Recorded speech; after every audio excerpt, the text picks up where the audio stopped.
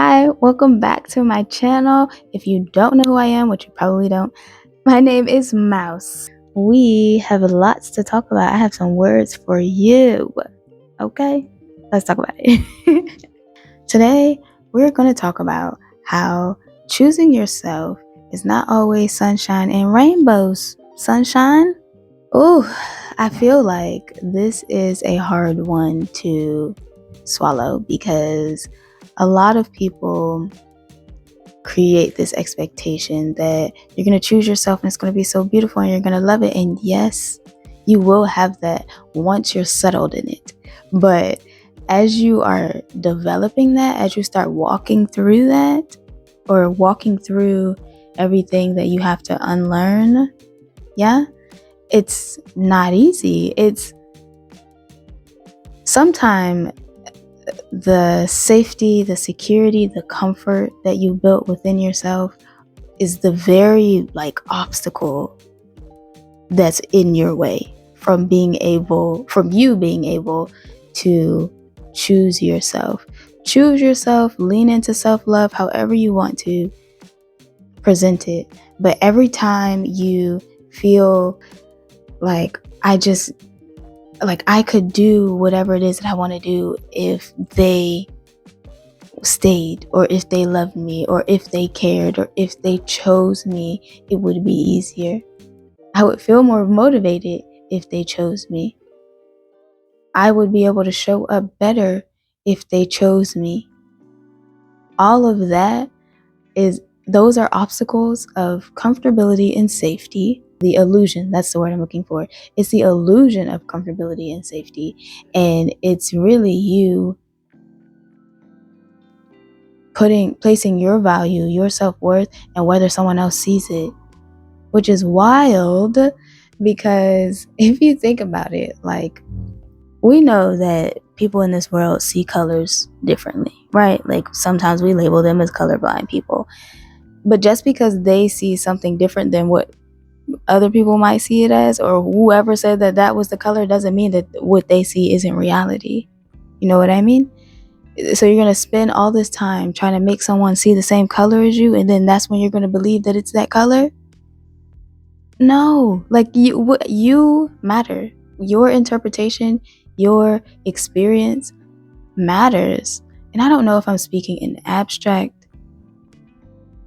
terms, like I'm making this more abstract than what it needs to be, but I say all this to say I have gone over these last about 5 years, been on this journey, and when everything started, I didn't know that this journey was going to be what it is. I had no idea that it was going to take this long either. I thought it was a season. This is the longest season I ever experienced in my life. And I see why. I feel like I'm coming out of it because I'm starting to see the bigger picture. But going into this, I had no idea. And back then, I still was thinking okay, I'm going to love myself better. But back then, I felt like loving myself better meant I didn't need to choose what I wanted for dinner with someone, or I didn't need to have someone with me to go somewhere, or I didn't need to like something because someone else validated me liking it. You know what I mean? That's what I thought self-love was. And while that is true, that's also very surface level. I feel like where I am now with myself is I no longer plan futures in my head that involve me and a woman, me and a wife, right? I don't plan that. Do I want that?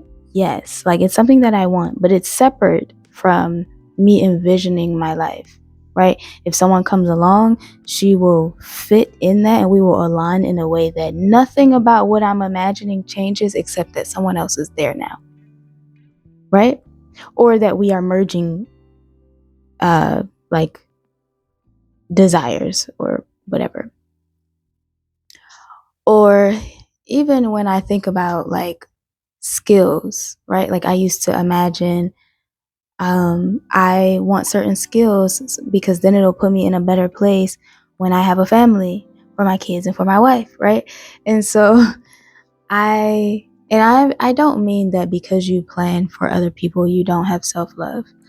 What I am saying is when you don't have those things solid already and you're still planning for them and your sense of self is wrapped up in whether or not you have a person or people to be able to do that for, that's completely different, right?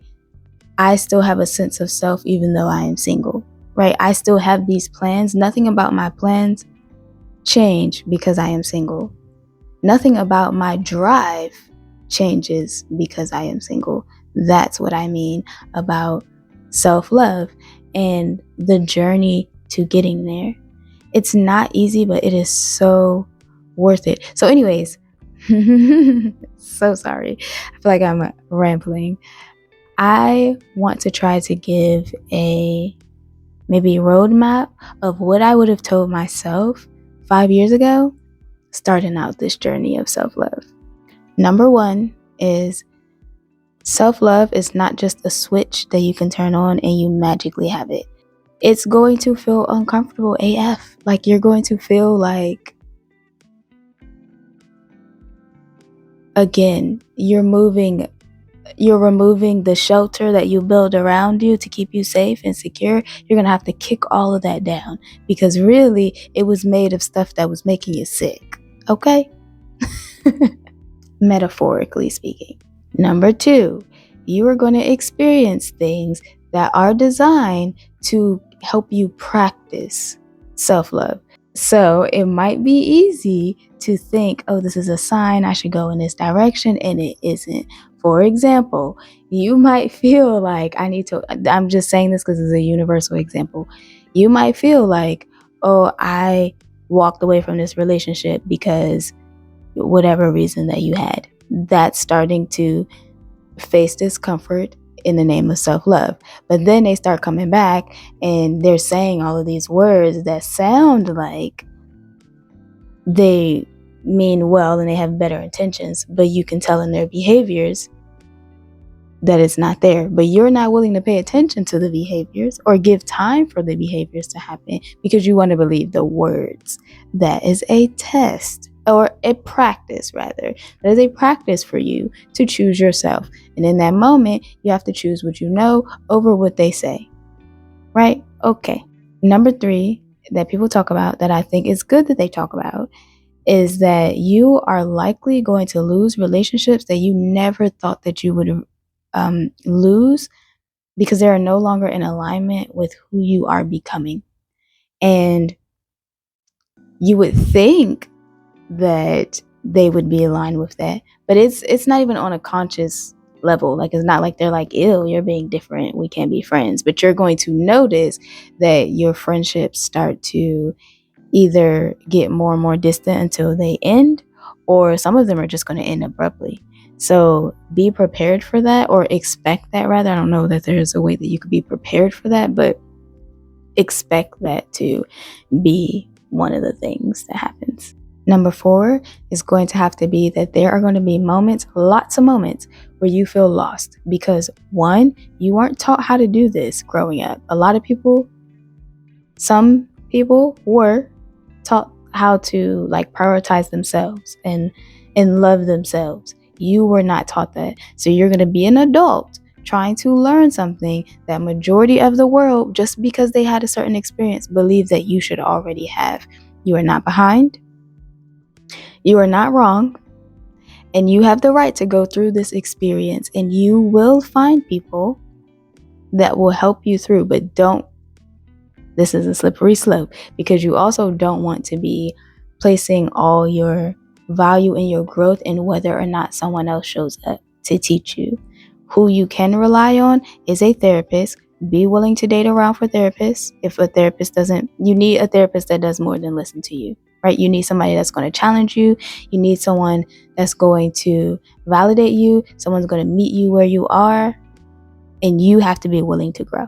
So therapists, I recommend wholeheartedly. And if you can find friends, because I don't want to place your growth in somebody else's hands. If you can find friends, but it is okay to be alone through this process. It is okay.